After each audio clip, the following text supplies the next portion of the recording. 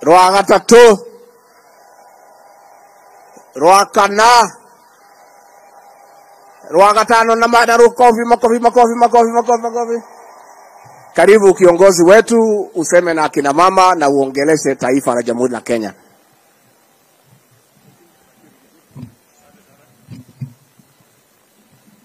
Asante sana Bwana Deputy President, tafadhali tunaweza kuketi chini. Asante sana.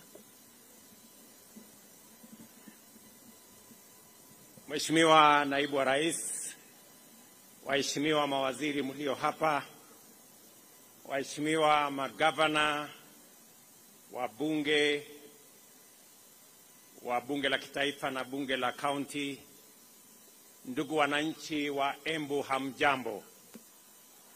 Kina mama hai, kina mama hoye, kina mama hamjambo. Bwana Yesu asifiwe. God is good and all the time. Asanteni sana. It is a great honor for me to participate in this critical event, the commemoration of the International Women's Day. Is a dedicated opportunity for us as a nation to reflect on the progress we have made in promoting greater inclusion of women in order to realize gender equality and create the necessary conditions for inclusive prosperity and also national development. The terms under which we pursued development in the past consigned us to slow, inadequate progress because of the underlying fundamental inclusivity deficit, which marginalized regions, excluded sectors, and disenfranchised women.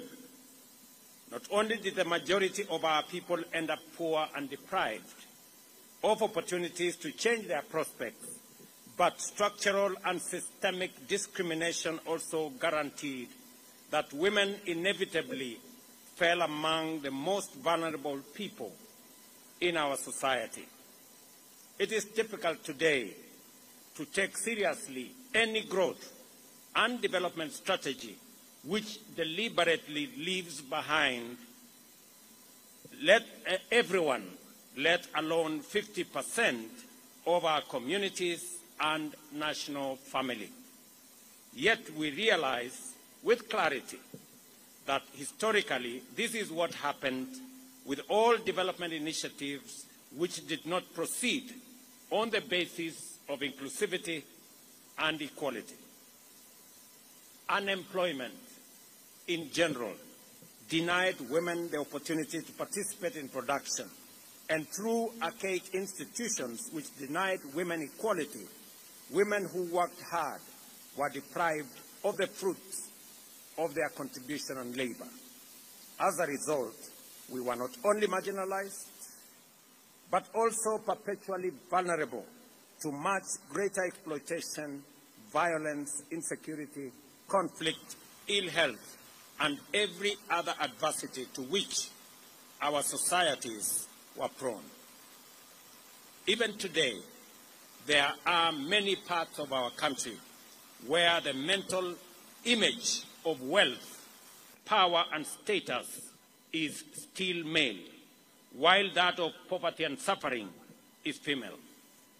It is highly self-contradictory for a society to rapid economic development while sustaining structural conditions which exclude half of the people, and yet that is exactly what failure to implement full inclusion of women and gender equality does.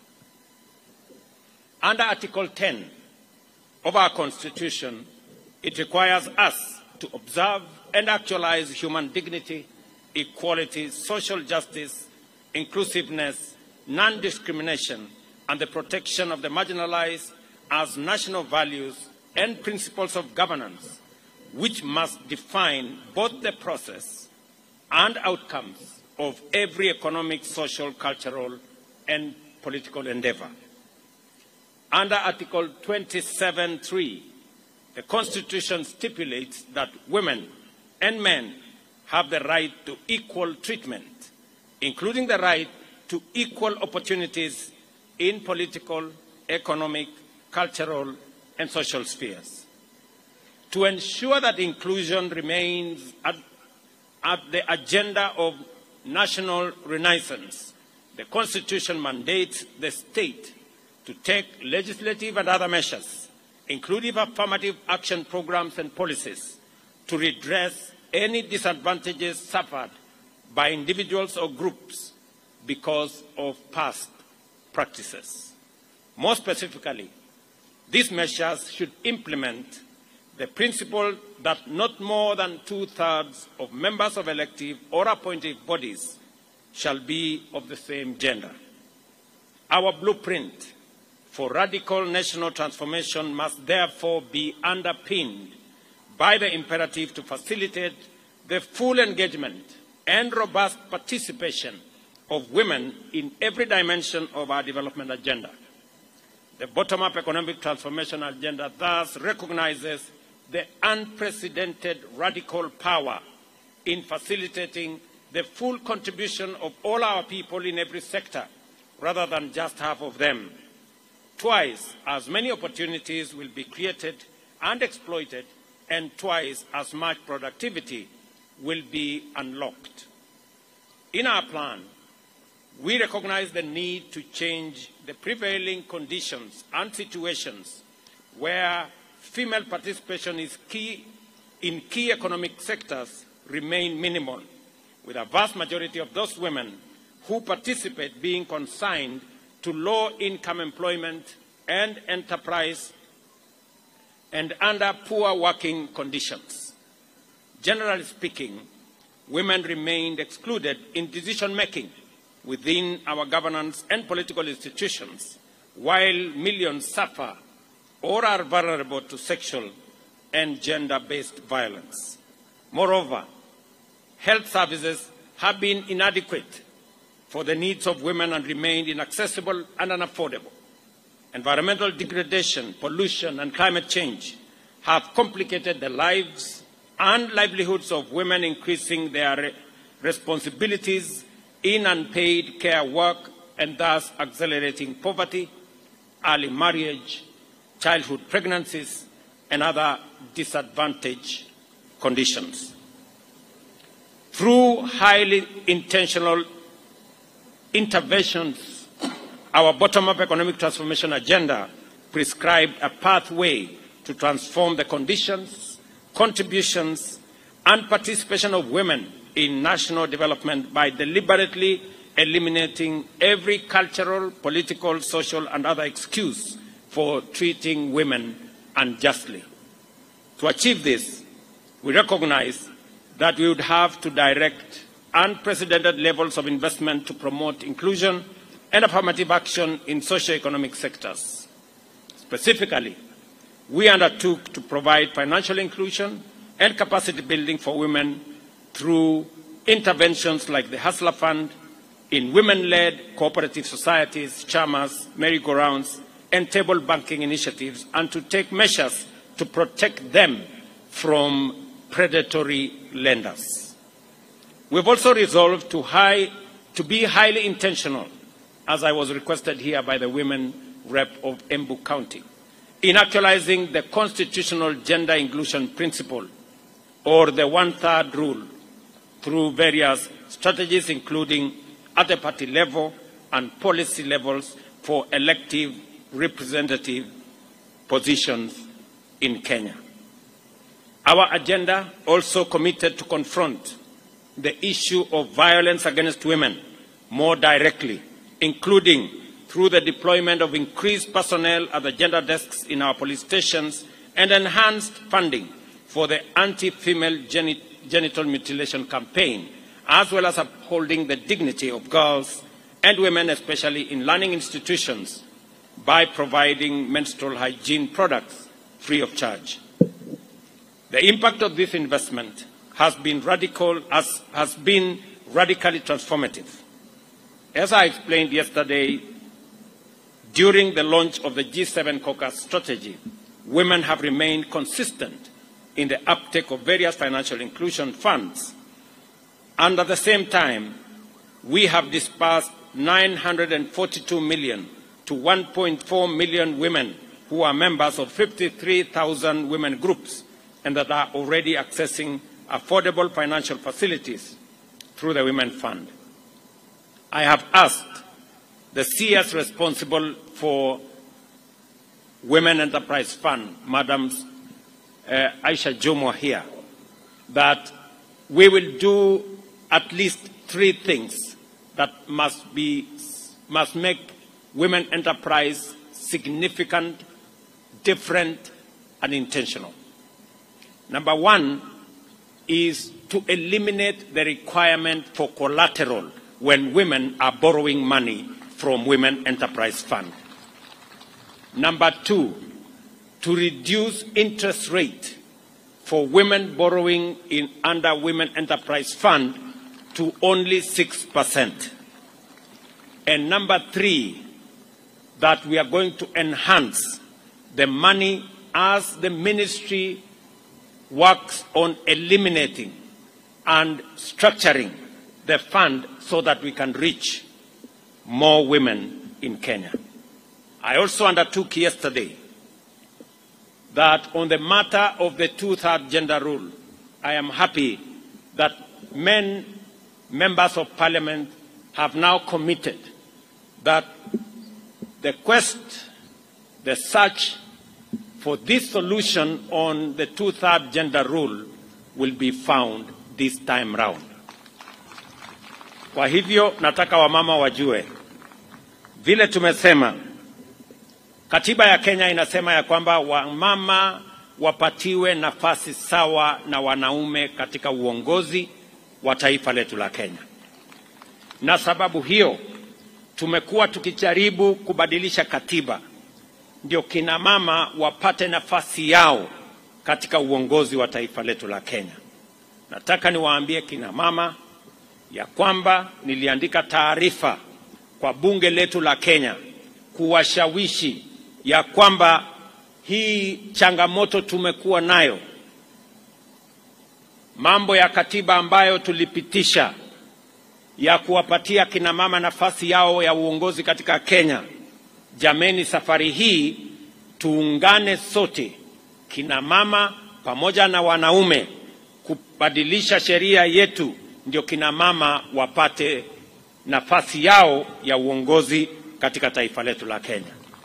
Mimi nataka niwatangazie wakina mama ya kwamba leo baadaye nitapokea taarifa kamili kutoka NADCO, na moja wapo ya sehemu muhimu zaidi katika hiyo taarifa ni mambo ya 2/3 gender rule, na tumeamua kama serikali na kama chama kuhakikisha kwamba bunge letu kupitia kwa parliamentary group and all the other structures that we have, ya kwamba tutapitisha jambo hilo na kina mama watachukua nafasi yao ya uongozi katika taifa letu la Kenya.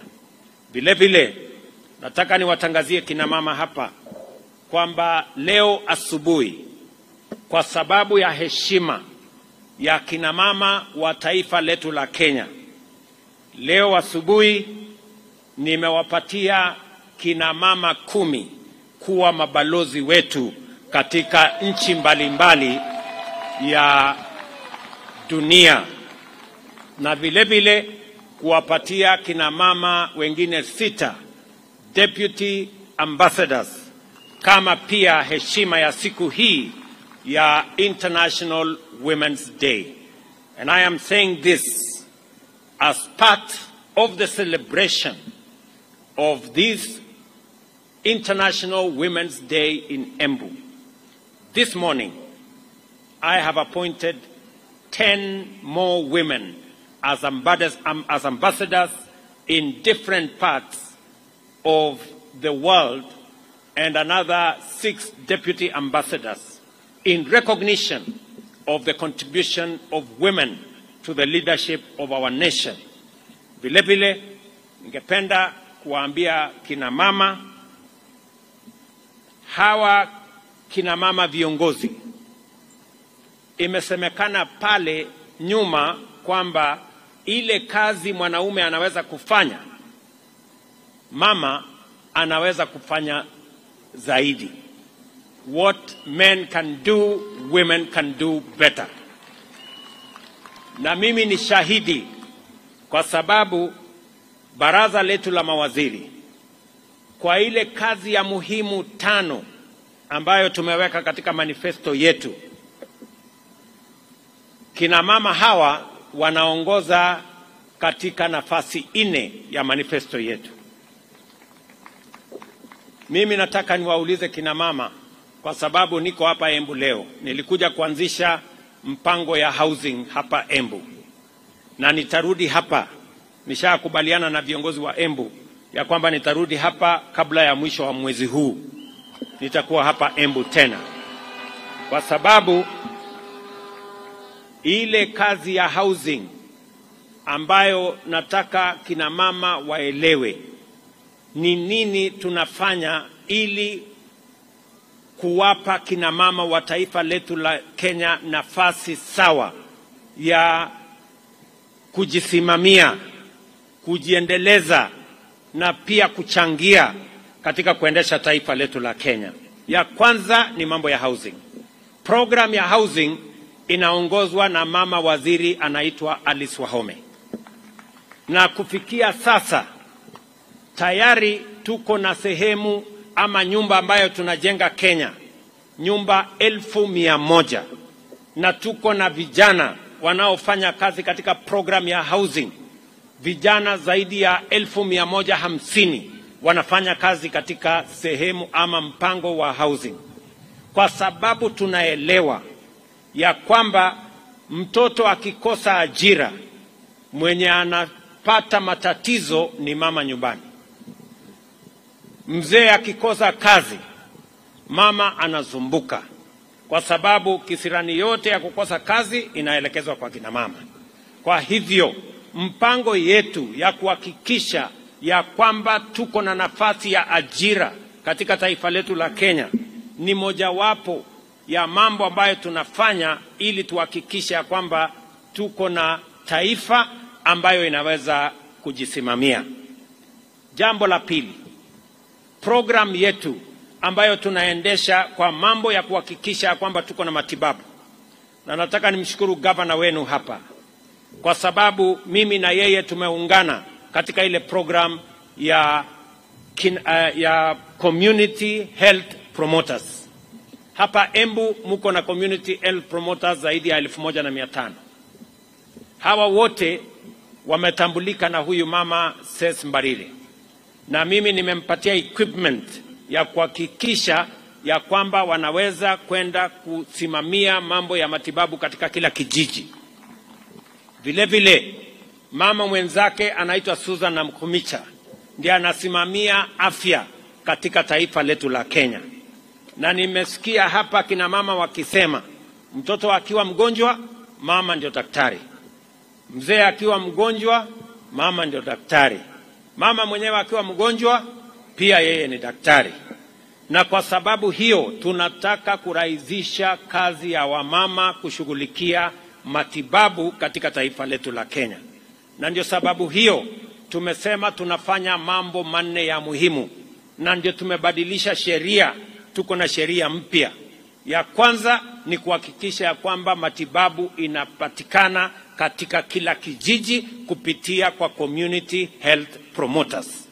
Ya pili ni kuhakikisha ya kwamba bima ya afya inapatikana kwa bei ambayo kila mwananchi anaweza kufikia. Wale mlikuwa mnalipia shilingi 500, mmesikia tutapunguza ikuje shilingi 300. Na wale ambao hawana uwezo kabisa, kwa mara ya kwanza, wale ambao hawana hata hiyo 300, kwa mara ya kwanza tumesema tutawalipia kama serikali ya Kenya. Ndio kila Mkenya aweze kwenda hospitali, atibiwe na aende nyumbani bila ya kuulizwa pesa yeyote. Na ya tatu, tumekubaliana vile vile ya kwamba kwa wale ambao wanapatikana na ugonjwa ile iko na kisirani na kiburi, ile kama ya kansa, ya hypertension, ya diabetes. Pia katika hii mpango mpya tumeweka pesa ya kutengeneza Chronic Illness Fund ambayo itasimamia matibabu ya yale magonjwa ambayo yanaleta hasara, yanasababisha watu kuuza ng'ombe, kuuza mali katika kutafuta hali ya matibabu katika taifa letu. Mimi nataka niwaeleze kina mama wetu wa Kenya ya kwamba katika harakati hiyo yote tunataka kuhakikisha kwamba taifa letu hasa kina mama wanapata nafasi ya kutosha ya kusaidiwa, ili majukumu ambayo mumeeleza hapa. Nimesikia Cecily amesema majukumu yenu ni mingi. Naanza asubuhi, tayarisha watoto, tayarisha mzee, saa 6 jioni, hata amesema kuna kazi nyingine ya saa 6 ya usiku. Sasa hajatueleza hiyo saa ya saa 6 ya usiku ni gani. Na kama ni ile mimi ninajua, nataka niwaambie wazee pia, tafadhali mubadilishe style ndio wamama wasikuwe na kazi ngumu. Si ndio? Wanaelewa vile nimesema. So kwa sababu majukumu yenu ni mengi, mimi nataka tukubaliane vile tutasonga mbele kama taifa. Vile vile kina mama, kama hakuna chakula, mama ndio mwenye kuulizwa. Na ndio sababu hiyo pia katika mpango yetu tumesema kuzalisha chakula itakuwa kazi yetu ya kwanza na ya muhimu. Na mimi nataka niwashukuru wakulima, hasa kina mama, kwa sababu wengi wa wakulima ni kina mama. Mwaka huu kwa mapenzi ya Mungu tumeongeza chakula kwa sababu Mungu ametusaidia mvua, na tumekuwa mpango ya kuhakikisha kwamba mko na mbegu, na tumepunguza pia gharama ya mbolea. Mimi nataka niwaulize kina mama wa Kenya katika ghafla hii ya kwamba tena tumeweka mpango kamili ya kuzalisha chakula Kenya. Ndio kazi yenu ya kulisha familia zenu iwe kazi rahisi. Na ndio sababu hiyo tumeweka mpango kamili. Mwaka huu tutaongeza ile mbolea itapatikana hadi makunia milioni 6. Na ile bei ambayo ilikuwa 5,000 6,000 vile mnajua tumepunguza, imekuja shilingi 2,500.